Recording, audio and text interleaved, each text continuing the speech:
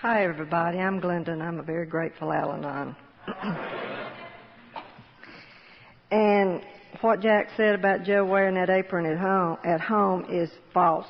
Do not believe it.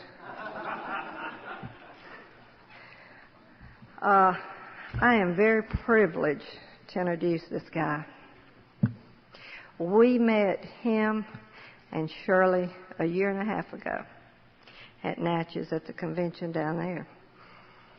And his talk was dynamite.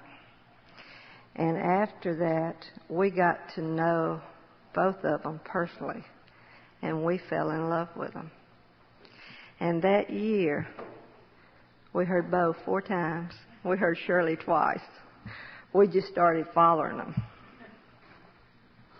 And we asked them to come and stay at our house this weekend, and we're having a ball. And I told him yesterday, the people in here that knows me knows what a Lady Texture fan I am. And if it wasn't for these 2 guys, I would be at Fayetteville tonight. So I told him that he has to know that I love him very much to be here. And y'all are in for a real treat. So help me make welcome Bo T. Thank you, God. I love you too. Thank you.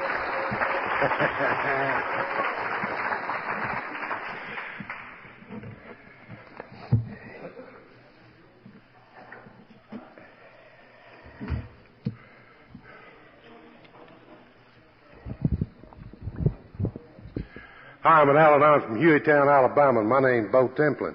Hey, y'all. It sure is good to be back down in this part of the country. Shirley and I love coming down here because we love the people. We love your brand of recovery. And I don't know whether it's going to be a treat for y'all or not, but it sure is a treat for me. I'll tell you, Shirley and I have really, really come to enjoy traveling around to different areas of the country and getting to meet you folks and make new friends, and there's a bunch of y'all out there. There's enough of you out there that I've met before that I got the feeling I'm speaking at my home group. and you know, that's, if you've ever spoken at your home group, you know what I mean. That's tough. That's tough. But what hadn't been tough is staying out there at the Reed Hilton. Shirley and I didn't get to come down until yesterday. We drove down yesterday, and we finally got it out there to Joe and Glenda's and found the place in spite of his directions. And he's standing inside the door back there. And we got there, and we've been riding all day. You know, it's 400 miles, and of course we did take one little rest stop. We stopped at one of those boats over in Vicksburg just to stretch a little bit. And then we came on, but we got here, you know, and we walked in there, and we was tired, and we was hungry, and we was wanting to just prop our feet up and maybe have a bite to eat, and there wasn't a thing to eat in the house. And I found out why. And it's because Judge and James and Karen had been out there Thursday night for a visit, and they didn't leave a thing. They didn't leave a thing. But that's really a story, a little bitty field there. I heard about how much they ate, but there was still plenty out there to eat. I promise you.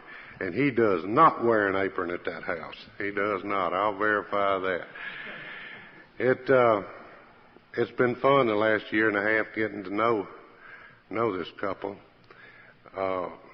If any of you are a little bit new around here, and you're wanting to learn what this program is about, and you're wanting to get in this program rather than being around it, let me offer you a suggestion.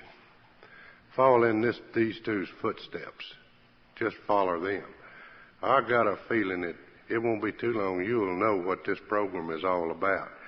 Because these folks, as we've grown to know them, the one thing that we know for sure is that they don't just talk this program, they walk this program.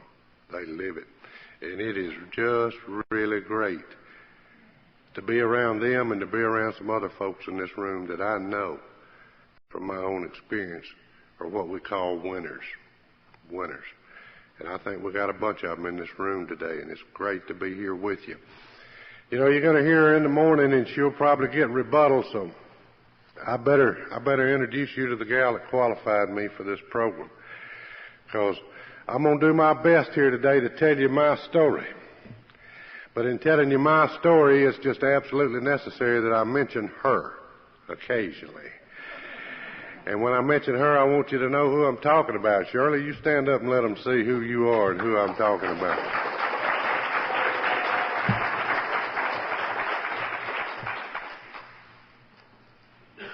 You know, when I introduced myself to you, I introduced myself as being from Hueytown, Alabama, and I am. But my home group's in Bessemer, Alabama. Now, that's a distance of about 5 miles. And there is a group in Hueytown, Alabama. And both those groups lay claims on me. The Hueytown group claims I belong to Bessemer, and sometimes my home group will tell you I belong to Hueytown, depending on where Bo is and what kind of condition he's in. But when I introduced myself to you, and I not only told you where I was from, I told you what I was. I introduced myself as being an Al-Anon. Now, when I first got here 11 and a half years ago, I thought being married to my real live alcoholic made me an Al-Anon. And what I've learned over the past 11 and a half years is being married to my real live alcoholic qualifies me for Al-Anon. It does not make me an Al-Anon. And there's several things that I have to do in order to be able to stand up here today and tell you that I am a member of Al-Anon. And I'd like to share 2 or 3 of those things with you right quick. And the reason I want to share them with you is because there might be some newcomers here, and I might save you just a little bit of time and a little bit of trouble. Because, you see, these are some of the things that I didn't find it necessary to do when I first got here. I got here well. There was nothing wrong with me. And it took me about 7 months to find out just how sick I was. And it was during this 7-month period that I didn't do some of these things that I'm going to tell you about. The first thing I got to do in order to tell you I'm an Al-Anon is I got to go to some meetings. Yeah, isn't that strange? I got to suit up and show up and occupy a chair. Now, let me tell you, folks, we got a world full of people out there that are claiming to be part of our fellowship, and you don't ever see them in a meeting. You just don't ever see them in a meeting. But you got to suit up and show up, and you got to occupy that chair. Now, that ain't all of it, but that's where it begins. I know that this is a program of action, and I know that you can't get this program by osmosis. But there's a whole lot to be said for suiting up, showing up, and occupying that chair. It's like my buddy Milt up in Cleveland says. He says, I can get up every morning and I can walk out the back door, and on the way out through the backyard, I can pick up that chair, and I can take that chair out to the back to that pen, and I can set that chair up in the middle of that chicken pen, and I can occupy that chair right there in the middle of that chicken pen every day for 20 years. And guess what? I ain't never going to be a chicken. But think about this.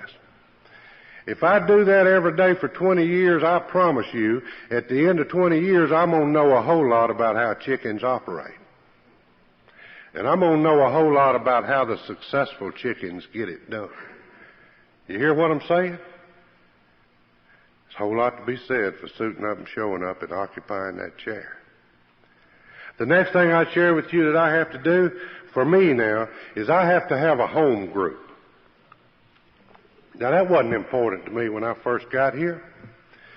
Now, it just wasn't necessary to have a home group. I didn't need a home group because, you see, there wasn't anything wrong with me. I was going to a lot of meetings. That treatment center that my wife went through told her she had to go to 90 meetings in 90 days. And we did.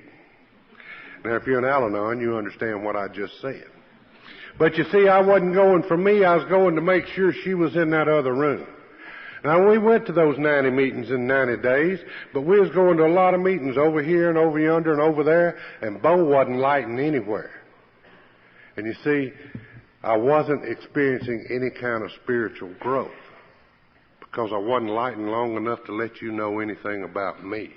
I walked in with a big smile on my face and told you I was fine. Told you I was fine. You were beginning to hook me. I didn't know it at the time. And you were hooking me with your laughter. And you were hooking me with your hugs. And you were hooking me with your unconditional love.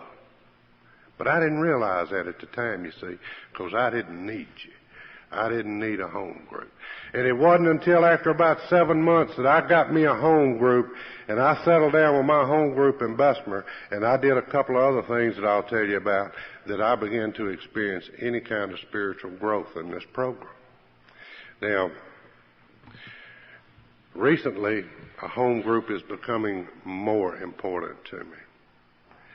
And I want you to hear what I'm fixing to say. If you don't have a home group, I want you to listen to what I'm fixing to say. I've been around Al-Anon long enough now that some of the good things have begun to happen to me. I begin to reap some of the rewards of this fellowship and this way of life. And along with those rewards comes something called a responsibility. And it's there in my home group in Bessemer, Alabama, that I fulfill my responsibility to Al-Anon.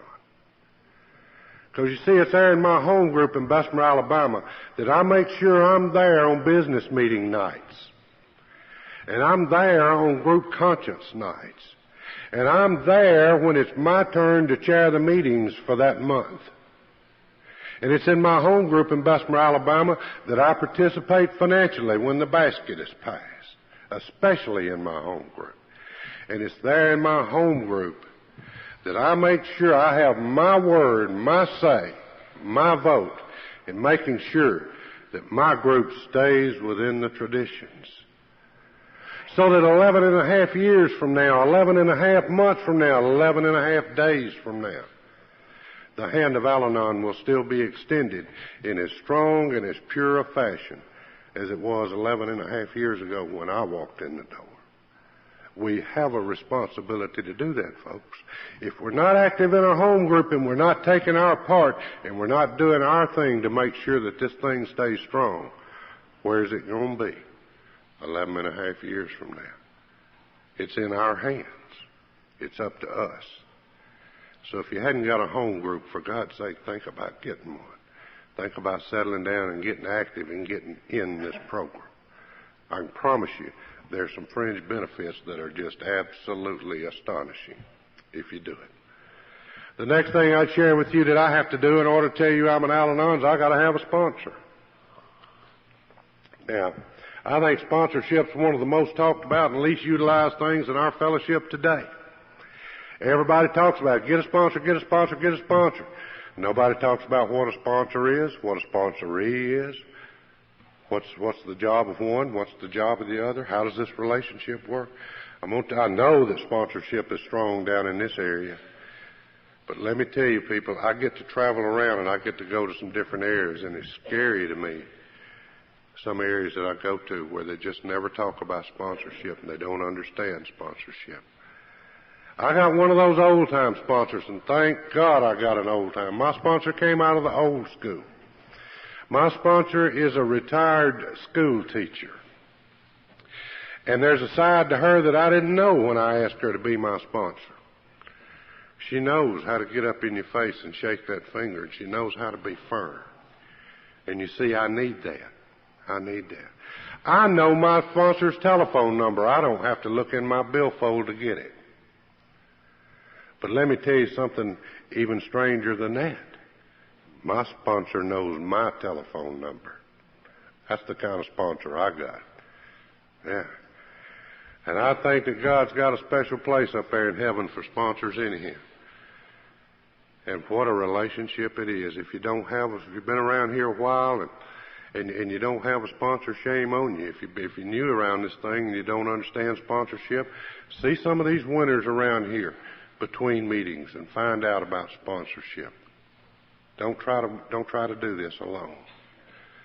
The last thing that I'd share with you that I have to do in order to tell you I'm an Al-Anon is I got to take those 12 simple steps right over here on the wall.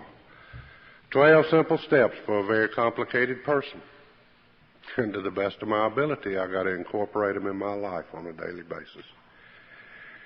Getting up every morning, suiting up, showing up, putting one foot in front of the other, talking with God, going out there and being the best beau I can be today. Some days I do pretty good with that. And some days I don't do so good with it. But what I'm beginning to realize is that it's not important how good I do or I don't do. The important thing is that I'm suiting up, showing up, putting one foot in front of the other, making the effort. Making the effort.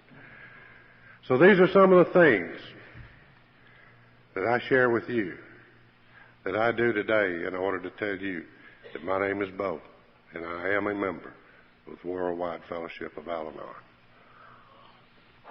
Now I want to take just a minute and I want to talk to the alcoholics in the room. Right before, and then I'm going to tell you a little bit about me. But I want to take just a minute.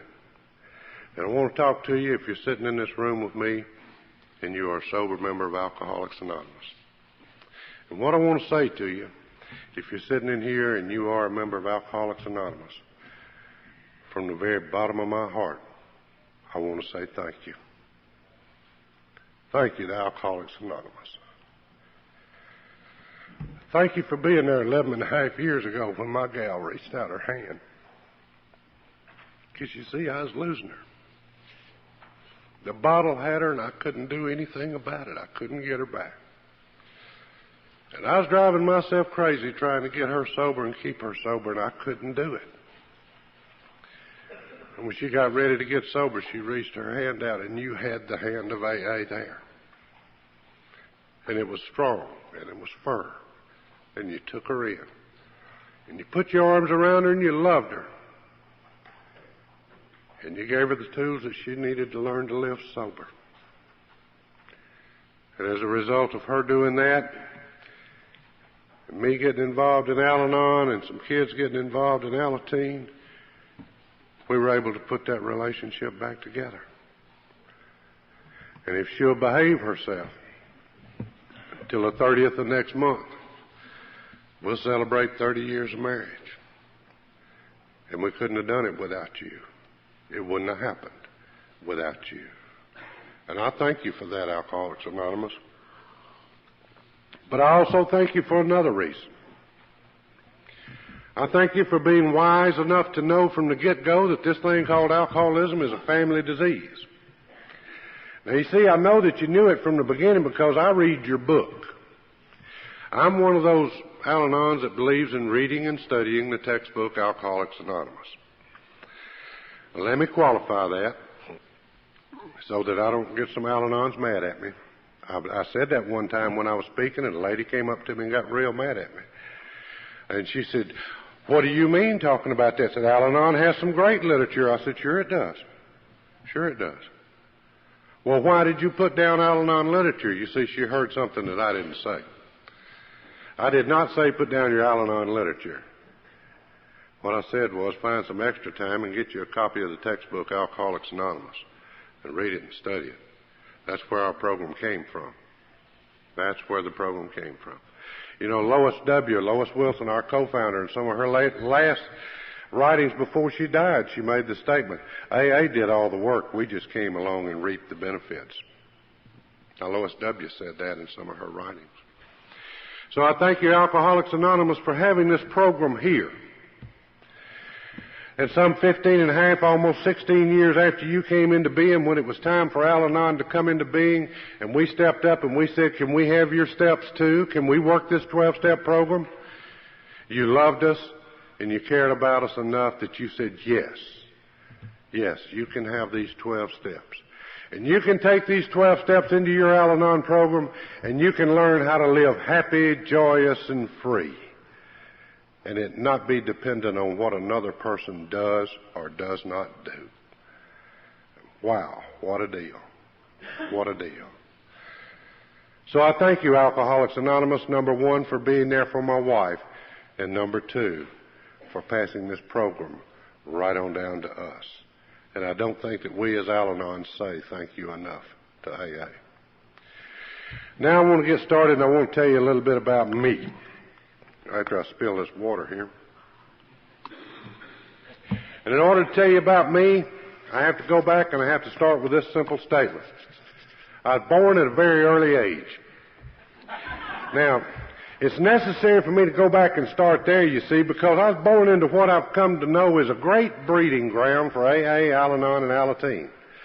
I was born into a very strict, very religious Southern Baptist home. And I was taken to church Sunday mornings, Sunday nights, and Wednesday nights on a real regular basis. And what's important is, about this area of my life, and this went on up through my mid-teens, what's important about this is that it was there in that Southern Baptist Church in Hueytown, Alabama, that I formed a conception of God that I was going to bring into adulthood with me that was going to cause me some problems. Now, it wasn't the church's fault. I know that back there in that church they talked to me about God being loving and God being forgiving. But you know what I brought into adulthood with me? God will get you. God will get you. And I had God sitting up there in that great white throne, and he had that big scoreboard up there, and it had Bo's name on it. And he's keeping tabs on Bo. And every time Bo did something good, there was a little check. Every time I did something bad, there was a big check. And every time the big check went up there was a price to be paid. And you see, several years down the road, when the disease of alcoholism reared its head in our home, and things got as bad as they had to get, I never stopped praying, but my prayers had become why me prayers. Why me, God? Why are you doing this to me, God? Because you see, I looked on Shirley's drinking as a punishment to me for something I had done. And I used to beg God to tell me, what did I do that was so bad that you got to be punishing me this way? And of course, you know, I never got any answers to those prayers. But that was my relationship with God when I finally got to you folks. So I was raised in this church, and I'm taken to church Sunday mornings and Sunday nights and on Wednesday nights, and neither my mom nor my dad drank. Wasn't around any drinking. Alcoholism's rampant through my family tree in my extended family. I got an aunt there in Bessemer, Alabama that this past Valentine's Day celebrated 32 years of sobriety in Alcoholics Anonymous. Now her husband, Uncle James, died about a year and a half ago, I guess, with 30 years of continuous sobriety. I got a younger brother that middle of next month will celebrate 5 years of sobriety in Alcoholics Anonymous. I got some uncles and some cousins that are still out there working on their story. But there's a lot of prayers being said for them, and if they live, maybe they'll find us. But I never was subjected to any of this. I never was around any drinking. I had just enough sports ability that, as a kid, that I was real active in sports in high school, and just never got involved with the drinking crowd, and just never did start drinking. Now, I met Shirley in my mid-teens, and she didn't drink. She didn't drink for totally different reasons. She'll tell you about that tomorrow. She came from that broken alcoholic home. But the point is, she didn't drink. So I met her, we started dating. Now, I didn't drink, she didn't drink, so when we started dating, we didn't drink. And there was no drinking in our dating. We dated for 5 years. And we finally decided we was going to be able to get along, and decided we'd get married. 2 kids, just madly in love, ready to get married and set out on this thing called the Great American Dream. Now, let me tell you about the Great American Dream. Our Great American Dream centered around something called a dollar bill. You see, we have been taught all our life that successful people had lots of nice stuff. If you were successful, you had lots of nice stuff. And that was our goal in life, was to get lots of nice stuff and impress you. Well, there's a problem with that, you see. Because if I buy something real nice to impress you, and then 2 weeks later you get something a little nicer, I'm in a dilemma. And of course, what it means is that I've got to go back and I've got to work harder and make more money. Or I've got to go get a second job to make more money. Or I've got to go deeper in debt and charge something to get just a little bit nicer than you. Because that's the way the Great American Dream works. Is I'm going to outdo you. I'm going to out-nice you. I'm going to have more stuff than you got. Now, we had no idea about what life was about. We just knew that we were supposed to work hard, make lots of money, and have lots of nice stuff. So we got married. Shirley had a pretty good job. I had a pretty good job. And we began to do pretty good with this Great American Dream. It wasn't but about a year after we got married till we had enough money saved up for that down payment on that first little house out there in Hueytown. And we bought that sucker and we moved in and we was on our way, living this great American dream. 3.5 years after we was married, God gave us the most beautiful blonde-headed, blue-eyed baby boy that a daddy could ever want. And Mike became a part of the great American dream. 17 months later, along came Sissy, the most beautiful brown-eyed baby girl, just as healthy as she could be. And Sissy became a part of the great American dream. We sat down and we took stock. We had 2 kids, we had 2 jobs, we had 2 cars, had a house. Everything we had was mortgaged to the hilt, and we was happy, living the great American dream, chasing that dollar. Had to have those 2 paychecks, so as soon as Sissy was old enough, Shirley went back to work. And it was when she went back to work that she was asked to join a social sorority, and she did. And it was at one of these social sorority dances one Saturday night, late in the summer down there on the Warrior River, not too far out of Hueytown. Saturday night, the kids at home, tucked safely in bed with a babysitter. The lights down low, the live band and the soft music, and the moon reflecting off of that river. And I mixed my wife the first drink of alcohol that she was to ever have. And I handed it to her and I said, "Here, honey, drink this." And it wasn't but a few years later that she was right up in my face. And she was shaking her finger at me and she was telling me, "Bo, if you had never given me that drink, I wouldn't be the way I am today." Well, you see, I didn't know anything about the disease of alcoholism. What I did know was that our life was changing. Our relationship was changing, and it was going downhill. Our financial situation was changing, and it was going downhill. Everything around us was going downhill, and I could trace it back to that night when I handed her that drink at that sorority dance.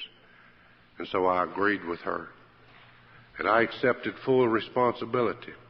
And I took on a load of guilt that was to grow and grow and grow for several years and almost get unbearable before I got to Al-Anon.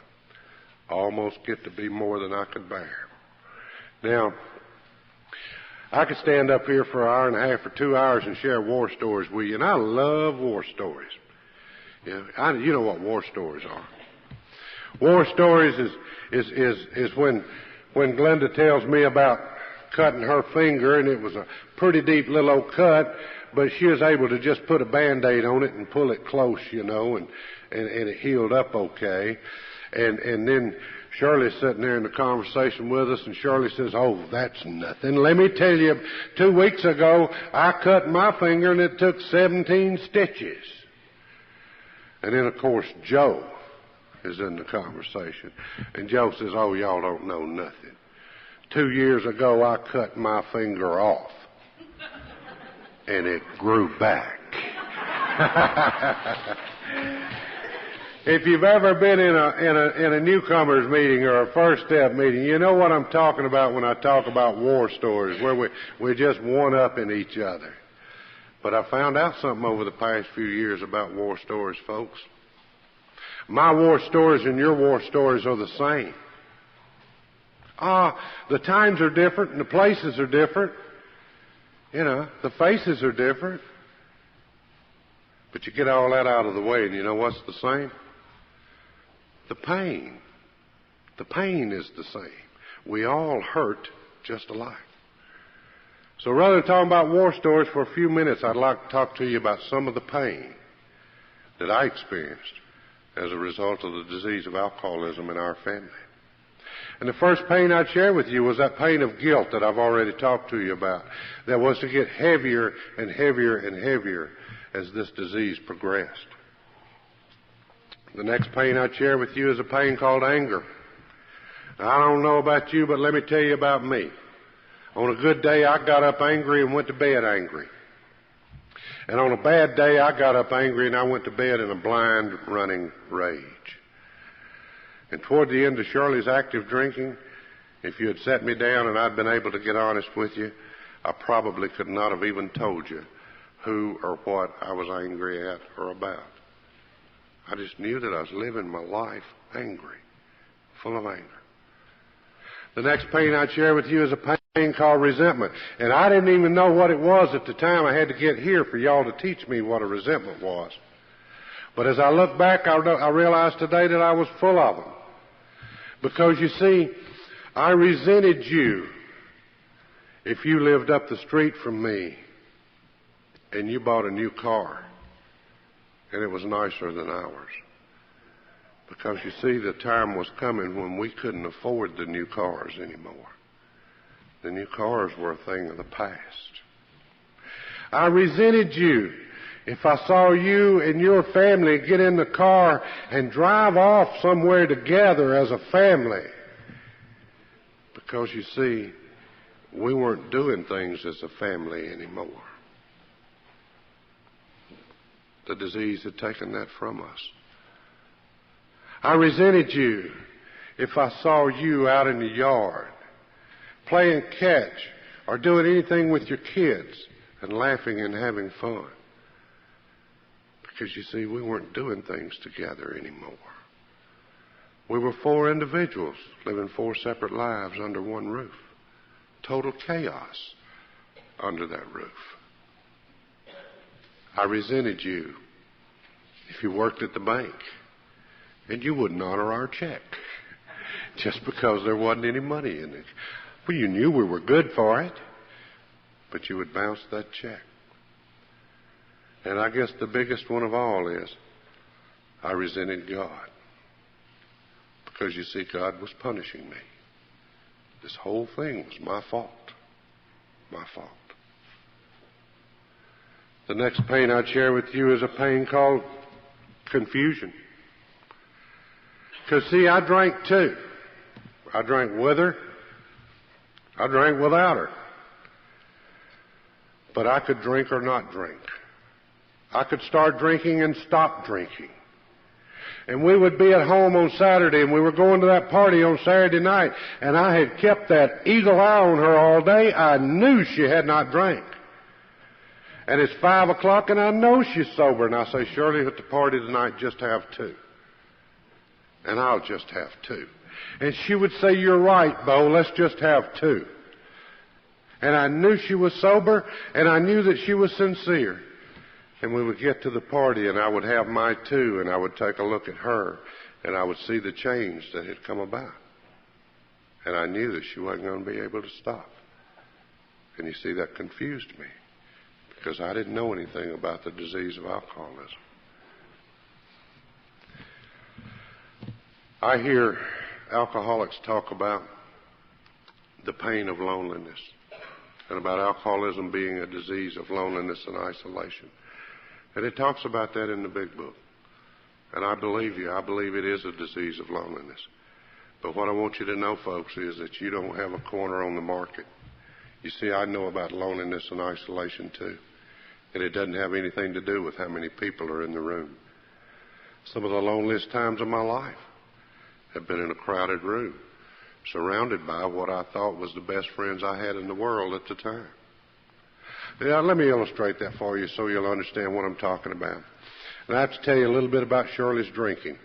Shirley was a kitchen drinker. She got off work at 4 o'clock. She was home at 4:30, and at 4:31 she had a drink in her hand. That's every day. Every day. Now, I didn't get off work till 5 o'clock. But you know what I had to do every day at 4:45?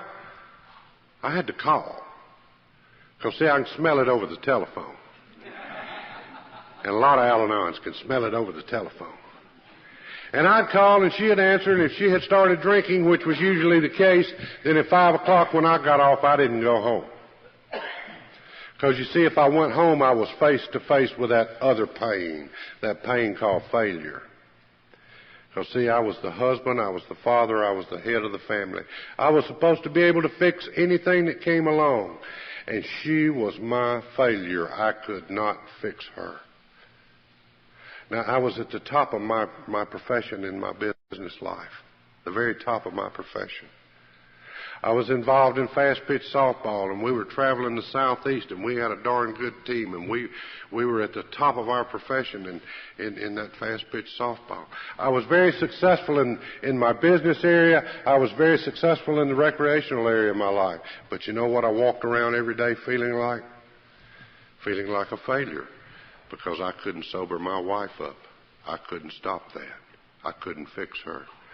So at 5 o'clock when I got off, I couldn't go home and be face to face with my failure, so I went up the street to the local water hole with the guys from work. And we'd all meet up there, and we'd sit around this round table at the water hole. And this is the way the deal went. You walked in, sat down, you ordered a round of drinks. Next one walked in, sat down, he'd order a round of drinks. Next one walk in, sit down, he'd order a round of drink.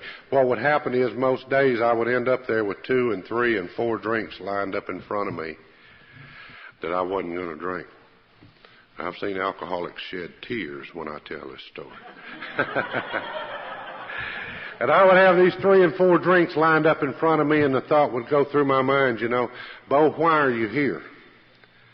Why are you here? Well, the reason I was there, of course, was that I couldn't go home. And I knew that. But these tapes would start playing. And the tapes would go, you know what to do at round tables or at that round table at that water hole? They recycle war stories. Exactly.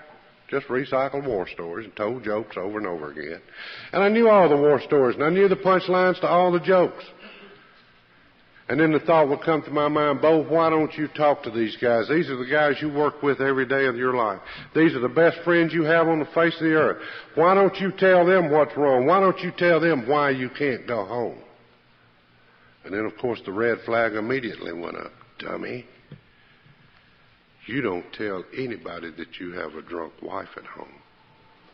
Because, you see, I was the only man on the face of the earth that had a drunk wife at home, as far as I was concerned. And so what I did was I sat there in a crowded room, surrounded by the best friends I had in the world, and I stuffed it, and I didn't talk about it, and I felt lonely, and I felt isolated, and I felt away from. I know about loneliness, and I know about isolation. This disease made me the most proficient liar in Jefferson County, Alabama. We had problems around our house keeping the power bill paid. Y'all probably never had that problem. But we did. And we'd gotten to the point where they would let us go 1 month, but when the second month came, if you didn't pay it right then both months, they were going to cut it off. And I had this relationship with a lady at the power company, and I've never seen that lady. And but she'd call me at work, and she didn't call and say, let me talk to Mr. Templin. She'd call up there and say, let me talk to Bo. And she'd get me on the phone, and she'd say, this is Miss So-and-so at the power company, and honey, your power bill hadn't been paid again. It's 2 months past due, and if we don't have so much money by 3 o'clock this afternoon, we're going to turn your power off. And I'd click in. Immediately, I'd click in. And that smile would come. That fixed smile that we all used to have when we told you everything was fine. The smile would come. I was talking to her on the phone, but the smile came. And I'd say something like this. I'd say, it's funny you should call me today. Shirley just told me last night that she hadn't paid the power bill, and I didn't know it till last night, and so I stopped on the way to work this morning, and I dropped you a check in the mail. There's no need to turn the power off. Check's in the mail. Well, this gave me till 8 o'clock the next morning, you see, to go to uncle or go to mother or go to somebody and get the cash money and be down there and pay the power bill and keep the power from being turned off. Now, remember, I was raised in that Baptist church, and I knew the difference between right and wrong, and I knew the difference between telling the truth and telling the lie. But I got to the point that I could tell these lies and feel good about it. Because, you see, the disease of alcoholism gave me 2 new buddies that made it okay to do this, and these 2 new buddies are called justification and rationalization. As long as I could justify it and rationalize it, it was okay. And I justified and rationalized this with the kids. I had to tell that lie. I had to keep the power on because the kids had to take baths. The kids had to get their lessons. The kids, the kids. And I told that lie for a long time. Finally, when I'd been in Al-Anon long enough to get me a sponsor, I've already told you I got one of those old-time sponsors. And we were sitting around one day, and old-time sponsors will zing you. Every once in a while, they just zing you out of left field, And we were sitting there one day, and Fran zinged me. Because I thought we was just drinking coffee, having casual conversation. And she said, "Bo, let's talk about honesty." Zing. I said, "I didn't come here to talk about honesty." She said, "I know that, but we're going to." And I shared this story with her because that had been bothering me about that I had gotten so accustomed to lying that I could just lie and it make no difference at all. And I told her about it. I did it because of the kids. And Fran looked at me. She said, "Bo, was there ever a time you couldn't come up with the money?" And I said, "Oh, yeah, 2 or 3 times." She said, "What'd they do?" I said, "Hell, they turned the power off." She said, "Well, what'd you do?" I said, "Well, we did what any great American family would do. We pulled out that plastic card, that money that you don't have, and we told the kids to pack them an overnight bag. We was going to take them down to the Holiday Inn for a little vacation. And we'd take them down there, and we'd charge a room, and we'd stay down there till I could get the money and get the power turned back on." So Fran looked at me, and she said, "Then the kids didn't hurt, did they?" I said, "Well, no, they didn't." She said, "Then you better take a look at it and see why it was necessary for you to tell that lie." Let me tell you why I had to tell that lie, folks. In Hueytown, Alabama, when they turn your power off, they got a big red tag. It's about this wide, and it's about this long, and it's bright red. And it says on that tag, "We have turned your power off because you ain't paid your bill. And when you bring us," and it's got a big blank spot where they can write the amount in there, a lot of numbers, "when you bring us this amount of money, then we'll turn your power back on." And you see what they do with that is they hang that on your front doorknob. Now that was the deal. See, if I allowed that to happen, and you lived up the street from me, or you lived around the corner and you happened to pass by, then you would know. And see, we had the curtains pulled, and we didn't allow you to know what was going on inside that house. And that was the reason I had to tell that lie, was to keep you from knowing. And it was a lot like trying to hide an elephant, isn't it? It's just an impossibility. Now, our family was just like your family. As long as the drinking was there, things got worse. The disease progressed and the family deteriorated. And I continued to do everything that I knew to do to get that gal sober, and I couldn't do anything. It just wouldn't happen. And then one night in July of 1982, the kids and I were getting ready to go to a softball game, and it had been a long time since we had asked Shirley to go to a softball game with us, and I think it had been a long time really since she had wanted to go, because you see, we'd be gone 3 or 4 hours, and this would give her time to do what she needed to do without us there looking over her shoulder. And we were leaving that night, and Mike, who was 15 at the time, turned around and looked at his mom as he started out the door. And he said, "Mom, when we get home tonight, you going to be passed out on the couch, or you going to be passed out in bed, or passed out on the floor?" And he didn't even wait for an answer. He just went and came on and got in the car. And as Shirley will tell you tomorrow, that deal with Mike burned through to the very core of her being, because for the first time in his life, she wanted to slap him, and she had never laid a hand on either child.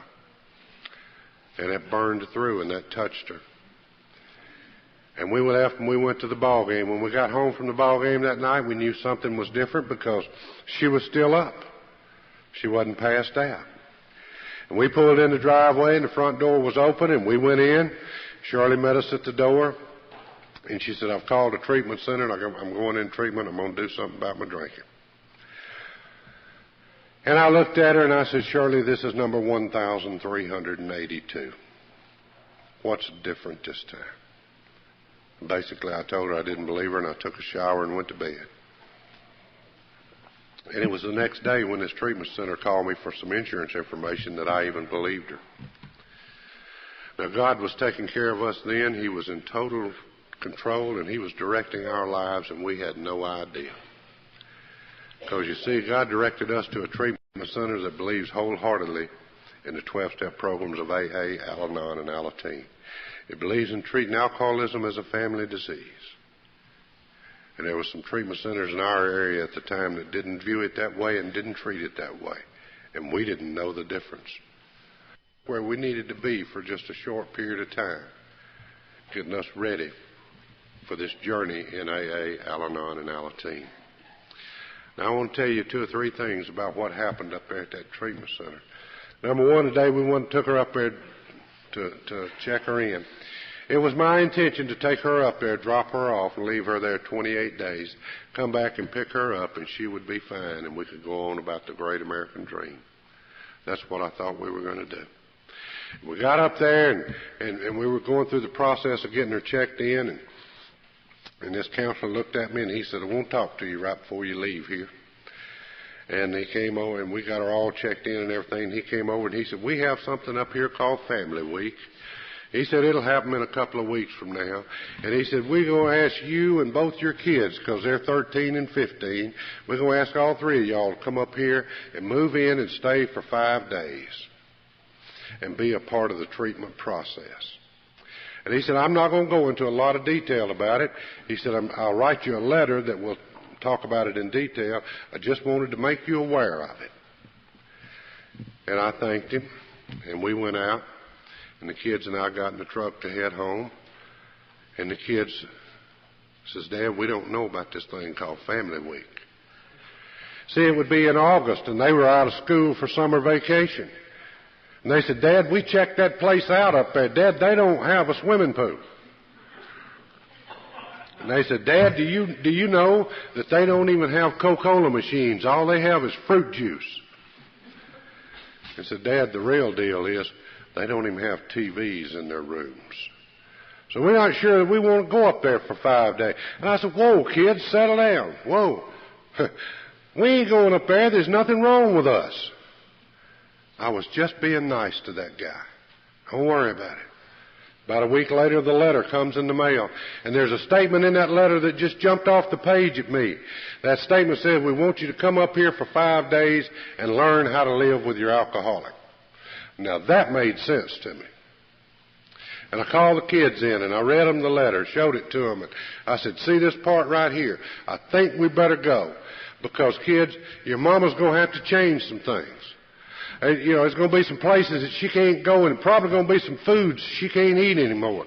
And we need to know what these are.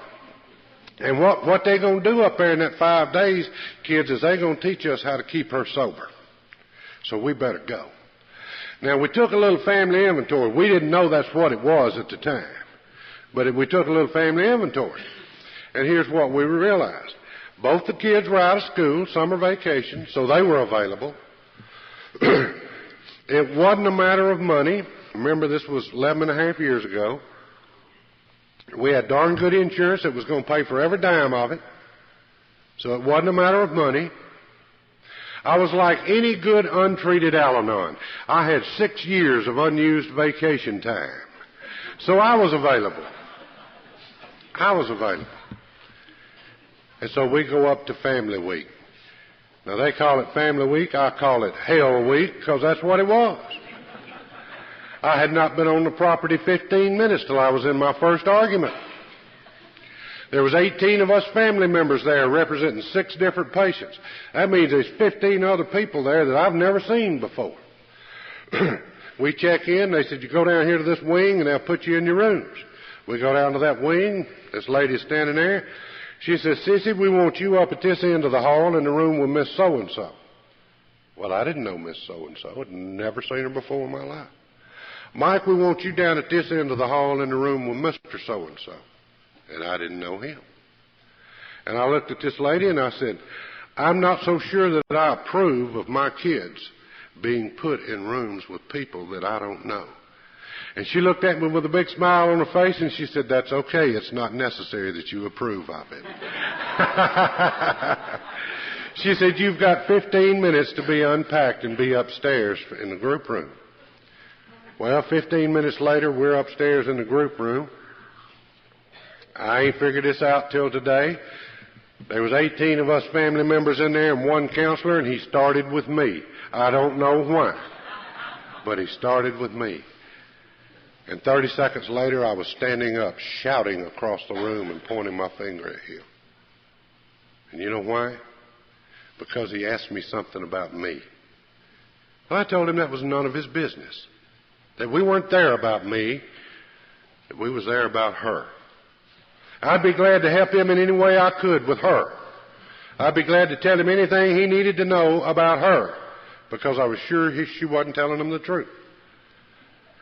And he looked at me with a big smile on his face, and he said, no, Bo, you misunderstand. He said, this week is about you. He said, alcoholism is a family disease. And he said, you have been affected, and the kids have been affected. And he said, this week is about you learning how you have been affected and where you might go to do something about it. And I said, if this week is about me, then you lied to me in your letter. And there's 18 people in that room, and every one of them in there got a copy of that letter, and he wrote it. But I pull it out, and I read it for him. And I said, if this week is about me, you lied to me in this letter. And with a big laugh, he said, you bet your bottom dollar I lied to you. But thank God he did. Because you see, if he hadn't lied to me, I wouldn't have gone. I wouldn't have gone. And a couple of important things happened up there during Family Week. First thing is they started teaching me that my wife had a disease, that alcoholism is a disease, and that my wife had that disease and I needed to learn about the 3 C's. The 3 C's being that I didn't cause it, I can't control it, and I can't cure it. I was pretty in tune with I couldn't control it and I couldn't cure it. I had darn near killed myself trying. What I needed to hear was I didn't cause it. Because you know what I took up to that treatment center with me? Yeah, I took that load of guilt that was about to break my back. And it was when I found out that alcoholism was a disease and that I didn't cause it. And that way back down there years ago on the Warrior River, when I handed my wife that first drink, I introduced her to alcohol, not alcoholism. And I was not responsible for her having that disease. And it was then that I could begin to shed some of that load of guilt that was getting so heavy. The next thing that happened up there is we had a lady come up there and hold an Al-Anon meeting for us. Now, she had a captive audience because we were all required to go. And there was 18 of us down there that night in that meeting, and I remember that meeting well.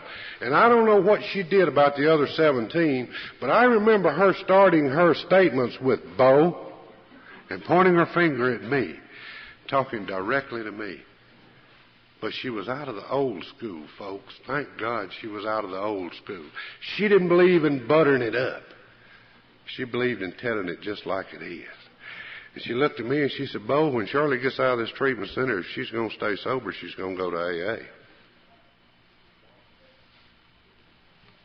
And I said, and she said, there's nothing else. She said, that's it. When Shirley gets out of this treatment center, she's going to stay sober, she's going to go to AA. Period. And she said, not we hope she does, or we'll encourage her to, or it'd be nice if she did. The ones that stay sober are the ones that go to AA. She said, now, if you want to regain any of your sanity and begin to experience any serenity, then you're going to go to Al-Anon. Not, we hope you do, or it'd be nice if you did. She said, if you want what we have, then this is what you got to do to get it. Yeah. And then she threw the real kicker in there. She said, and if you're going to be any kind of daddy at all, you're going to make sure that these 2 kids are introduced to Al-Anon. And she said, when you go to Al-Anon, she said, I want to give you a couple of little hints that'll help you in the beginning. She said, I want you to go to every meeting you go to at least 30 minutes early and be prepared to stay at least 30 minutes late. Because I want you to go to every meeting you go to with an open mind and open ears and an open heart, looking for something that's going to help you in your recovery. And she said, if you go with that kind of attitude, you'll get something at every meeting you go to. But it might not be said during the meeting. It may be said during the fellowship before or after. And you don't want to miss it, Bo. So go early, stay late. And she said, when you get there until the fog can clear and you can get your head screwed back on just a little bit straight, she said, you find you a winner and you do everything that winner does. If that winner gets up to go get a cup of coffee, you go get a cup of coffee. Because winners talk at the coffee pot, Bo. And you don't want to miss it. And this is the kind of instruction I was given as I was pushed in the direction of Al-Anon. Now, we didn't find it necessary to go to Al-Anon until Shirley got on out of the treatment center. We went back home and we waited on her to get out of treatment. And we picked her up on the Saturday before Labor Day, Saturday of Labor Day weekend in 1982. We picked her up at that treatment center at 12 noon, and at 4:30 that afternoon, we were in Tuscaloosa, Alabama, at the Tuscaloosa Al-Anon AA anniversary. And there was over 500 people at that anniversary party. What an introduction to this way of life. And that was our real introduction to this way of life. Now, not a whole lot, there wasn't a whole lot soaked in down there except the smiles and the hugs and the love. And that was there. And we got back home from that meeting that night, and the kids were worried about Shirley because she hadn't had a chocolate chip cookie in 38 days. And they had bought her a humongous bag of chocolate chip cookies. And we sat down in the middle of the den floor, the four of us, with a bag of chocolate chip cookies and a half gallon of milk. And we talked about something called family recovery. And did we want to try it? And we made the conscious commitment as a family that we were going to give it our best shot. And that's led us here today. What a ride it's been. What a ride it has been. We asked the kids to go to 4 Alateen meetings, one a week for 4 weeks, and then they could make their decision. We would talk with them. They went to those meetings, one Alateen meeting a week for 4 weeks. Sissy fell in love with it. Just 13 years old and just fell in love with it. She had found her place. Sissy will be 25, 10th of April. 11 and a half years of recovery in Alateen and Al-Anon. Alateen raised our daughter. And I have to tell you, thank you for that. Thank you for having Alateen there. I wish I could take credit for what she is today. She's a dynamite young lady. Dynamite young lady. Graduated from college. Had some crazy desire to work with families of alcoholics. And that's what she does today. Just moved out from home. Like it drove us crazy when she left. We like not to ever convince her to move back. We got her back home today, but she's self-supporting through her own contributions. Mike went to those 4 meetings, told his mom, said, Mom, I don't think it's for me. You see, Mike was 15. He was blonde-headed, blue-eyed, good-looking, had a motorcycle. Mike had some other things to do called chasing. And he's good at it. I think he did some catching. But he told his mom, he said, I just don't think those meetings are for me, but Mom, I'll support you in your recovery in every way that I can. Now, if we went to a convention on the beach, he'd go. He'd go. But Mike had a program. And Mike worked a program. Mike had a program because he lived in a home where the program is practiced. I firmly believe if you live in a home where there's active alcoholism, you're going to be affected. You live in a home where there's active recovery, you're going to be affected. You're going to be affected. So we kicked off and we started off on this journey, and golly, I just wish I had time to tell you about some of the little pit stops we've made along the way. One that I want to specifically tell you about, and then I'll close this thing. I want to tell you about my struggle with God. Because you see, after 7 months, when I had gotten just as miserable as God God allows me to get just as miserable as I want to get. And when I'd gotten just as miserable as I thought I could stand, and I finally got me a sponsor, my sponsor got me into the steps, working the steps. And we were involved in working the steps, and I started trying to do a 4-step inventory now. Now, I didn't tell Fran that I was starting this inventory. You see, I'm beginning to feel a little better and gain a lot of smarts, and I know a whole lot now. So I started trying to do an inventory, and I started having trouble with it. And I called one day, and I said, I need to come by and see you. And I stopped by to see her and Jim, and I told him, I said, I'm trying to write an inventory, and I'm having all kind of trouble. And Fran looked at me, and she said, why, certainly you're having trouble. And I said, Fran, you didn't know till just now that I was even trying it. Where does your wisdom come from? How do you know that I'm having this kind of trouble? She said, Bo, if you're trying to do the 4th step, you got to be having trouble because you ain't through with the 3rd step. Oh. And Jim, who's her husband, who is an active member of Alcoholics Anonymous, Jim took me by the hand. He said, Bo, you got to do something about this concept of God. He said, let me take you into the big book of Alcoholics Anonymous. And he took me into the chapter to the agnostic. And that's where I began to learn about the conception of God that I have today. And that conception of God is no longer sitting up there judging me and punishing me. You see, my God today is infinite power and infinite love. Never-ending power and never-ending love. And He's too busy, God's too busy loving me and forgiving me to have time to judge me and punish me. He just loves me and forgives me. Just never-ending, never-ending. And so I got in touch with this thing, and I had this new concept of God, and I thought then that everything was going to be okay, but I continued to fight God, you see, because of that Baptist upbringing. See, I didn't want to turn it over because I knew as soon as I turned it over, I was going to have to get back into church, and I was going to have to be a song director, or I was going to have to be a missionary, or I was going to have to, and I didn't want that. I didn't want that. And I kept fighting God, and I kept fighting God, and God just continued to allow me to get miserable. And finally I got up one morning and I looked at Shirley and I said, I don't want to go to work today. And she said, well, don't. You've got plenty of time off. Take a day off. I said, hey, I don't want to stay home. And she said, what is it you want to do, Bo? And I said, I want to get away from me. I am so miserable with me. And of course she didn't know how to help me do that. And I finally decided that I'd go to work, that I could be as miserable there as I could anywhere, and they'd pay me. And so I got in my truck, and I started to work that morning. And it was a Wednesday morning, and I remember it vividly. And I got about halfway to work, and I pulled my truck out of traffic. And I sat there on the side of the road in one of the busiest streets in Bessemer, Alabama, and I beat on the steering wheel, and I hollered at God. And I hollered something just about like this. I said, God, I don't know what you're going to do with me. God, I don't know where we're going to go. And I don't know what it is you got in store for me. But I can't fight you anymore, God.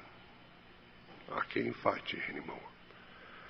And I'm going to give it up, and I'm going to turn it over to you, and whatever it is that we got to do and whatever you got for me to do, you just open the door and I'll go. I want to be an instrument of your will. And all that fear and all that worry about what was going to be and what might be, and all that confusion, if it had been water, it would have made a puddle around my feet as I felt it just drain away. And I went on to work. And nothing spectacular happened at work. I never saw the blinding light. I never saw the burning bush. But when I got home, Shirley saw the difference in me that day. She looked at me and she said, something's different. You're not mad. You're not irritable. And I wasn't. I was at peace. And you see, what I've learned is that what I did that Wednesday morning was I fired Bo as the general manager of Bo's life. Yeah. And I looked around and I hired the best general manager available, and that general manager's God. And my biggest job today is to keep Bo fired and God hired. And that's the biggest job I have today, is to keep Bo fired and God hired. And as long as I do, this thing runs pretty smooth. Runs pretty smooth. It's when I fire God and hire Bo that we get in trouble. after I made that decision, and then things really began to fall into place for me. And what I'd like to do is share just 2 or 3 of the rewards that have come to me in this program as I close, since I made that decision and I fired Bo and I hired God. And the first thing I'd share with you that this program has given to me is it's given me freedom. Freedom from that guilt, freedom from that fear, freedom from that confusion, freedom from those resentments, freedom from that anger. Oh, it's not that these things don't crop back up in my life, because they do. They crop back up in the form of daily living problems. What I have is the freedom of choice of whether they stay or whether I get with you, get with my sponsor, we get with God, and we do something about it. The next thing that I'd share with you has been given to me is something called hope. Light at the end of the tunnel. I think that's our message anyhow, isn't it? It ain't as good as it's going to be, but it's a darn sight better than it was. Yeah. The next thing I'd share with you that this program's given to me is it gave me that new concept of God that I shared with you that is working for me today. The next thing I'd share with you that this program's given to me is this program gave me back to me. Because you see, when I got here, I didn't know who I was, and I didn't know what I was. And the longer I stay around y'all, I'm beginning to get a little more of a handle on who I am and what I am. And maybe even more important than that, I'm beginning to get a handle on what I am not. Because you see, there was a time that I had to be all things to all people. And I had to have all the answers. And one of my best used phrases today is, I don't know. And if I could tell you one thing that I know beyond a shadow of a doubt, it would be, I don't know. But I don't have to know today, you see, because I got you. And I got this program. But when this program gave me back to me, it made me responsible to me for me. And the beautiful part about that is that as long as I stay real busy today being responsible for me, I just don't find time to try to be responsible for you. I can turn you loose to be who you have to be in your own time and your own space. Yeah. And the last thing that I would share with you that this program's given me is by far the most important thing that this program has given me, and that is this program gave me you. It gave me you. Because you see, I'm like that frightened child. The mom has taken the child upstairs and they've said their prayers and she tucked the child in. The child is to go to sleep. And then the storm starts. The child gets scared because, see, it's raining and there's thunder and it's lightning and it's beating against the side of the house and it scares the child and the child begins to cry. And the mom goes back upstairs to settle the child down and she sits down and she's talking with the child there on the side of the bed. And she said, you know that God loves you and you know that God's going to take care of you. And we said our prayers and you know that God's going to keep you safe. And the little child looks up and says, yeah, Mom, I know God loves me. And I know that God's going to keep me safe. But just tonight, Mom, just while the storm's going on, Mom, I need somebody with skin on them. And see, God knew that about me. He knew that I was going to need somebody with skin on them. Because it hasn't all been just the broad highway out there. It hasn't all been just peaches and cream. See, 5.5 years into this program, we were to face something that we would have never thought that we could have walked through. On May 17, 1988, Shirley and Sissy and I opened the door to 3 policemen that told us that Mike had been killed instantly by a drunk driver. And everything that you had ever taught me and everything that I had ever learned went right out the window. And I immediately went right back to why me, God? Why me, God? But now I want you to listen to me for just a second, because I don't want you to get so caught up in the messenger that you miss the message. My message is a message of hope. My message is a message of power. My message is a message of this program in action. Because you see, those 12 steps right there on the wall is just 12 steps on the wall. But 12 steps in action is something to behold. There's power there, folks. There's power there. I went to the phone and I called my mom and told her what had happened, and she said, I'll call your brother and sister and we'll be right over. And then I picked up the phone and I called my sponsor. And I can remember Fran saying to me on the phone, Bo, you've got to hang the phone up. And you see, I didn't want to, because I had her voice on the other end of the line. And I said, no, I don't want to hang up. And she said, yeah, you got to. And I said, why? She said, because we can't come to you while I'm talking to you on the phone. You see, she didn't say, read page so-and-so and we'll talk tomorrow. She didn't say, pray about it and we'll talk tomorrow. She said, hang the phone up so we can come to you. And that's what this program is about. This program is about one AA being there with a hand of AA when one reaches out. One Al-Anon being there with a hand of Al-Anon when an Al-Anon reaches out. One Alateen being there when an Alateen reaches out. That's what this program is about, folks. Within 45 minutes of us getting the news of Mike's death, AA and Al-Anon was in our home and you did not leave us. 24 hours a day. You did not leave us.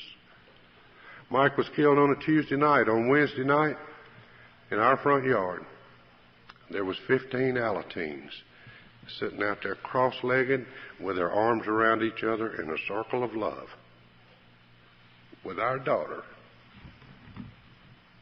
in the center of that circle.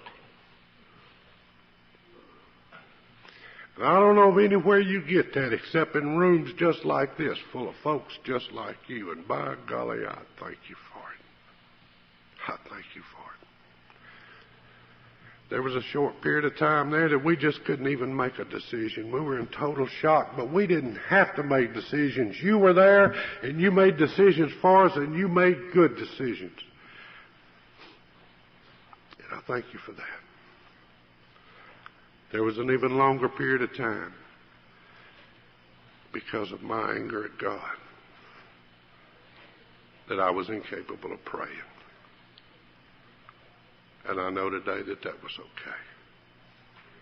Because you see, when this old boy standing right here in front of you got to the point in his life that he just absolutely did not have a prayer, you prayed for me. And I thank you for that. I want to tell you a couple of things about Mike because I want you to know my son. Mike was killed on a Tuesday night. The last time I saw him alive was that morning as he was leaving for work. I'm sitting there in my chair with my cup of coffee. Mike starts out the door to work. He pats me on the shoulder as he goes by and he says, I'm going to work, Dad. Got about halfway to the front door and turned around and looked me dead in the eye. He said, I love you, Dad. And out the door he went. The last words I heard my son speak were, I love you, Dad. And you see, I'm here today to thank you for that. Because you taught us how to live that way. AA, Al-Anon, and Alateen taught us. We were not living that way when we got here. And you taught us how to live that way. Yeah. And I'm going to tell you something else. That was not unusual. We did that most every day. Did it most every day. And the other thing I want to share with you about Mike, and I don't know why, I don't share this often, but it's just been on my mind this afternoon. There was a little girl in the car with him when the wreck happened. And on Saturday, she was hurt and she was in the hospital. And on Saturday, Shirley and I went up to the hospital to see her. She's laying up there in that bed. And she said, I want to tell you the last thing that your son did. She said, we saw the headlights coming and we knew we were fixing to get hit. And said, he threw himself across me and he said, hold on. And he took the lick. That's the kind of boy I had. And we learned how to live that way here. And I thank you for that. God, I thank you for that. How powerful is this way of life? I don't know. My simple mind is not capable of comprehending the power in these 12 steps. I know this.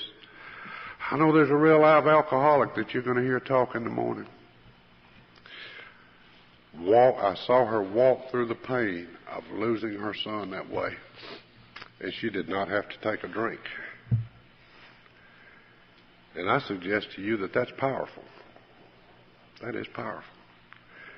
There's a real live Al-Anon standing in front of you that didn't have to load the shotgun and go do something totally crazy to a drunk driver. And you see, I had it planned. I had it planned in detail. And it was an AA that recognized it in me. And it was an AA that grabbed me and took me in a room and closed the door and confronted me and made me talk through it and not have to do it. Yeah. Powerful. Powerful.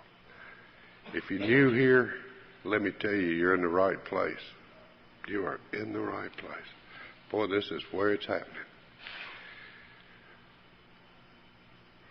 I hope that if I haven't convinced you of anything else, that I've convinced you of just how important you are to me. You see, I have to have you. You're my lifeline. You are absolutely vital to me.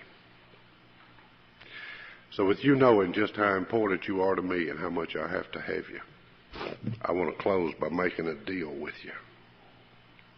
And here's the deal.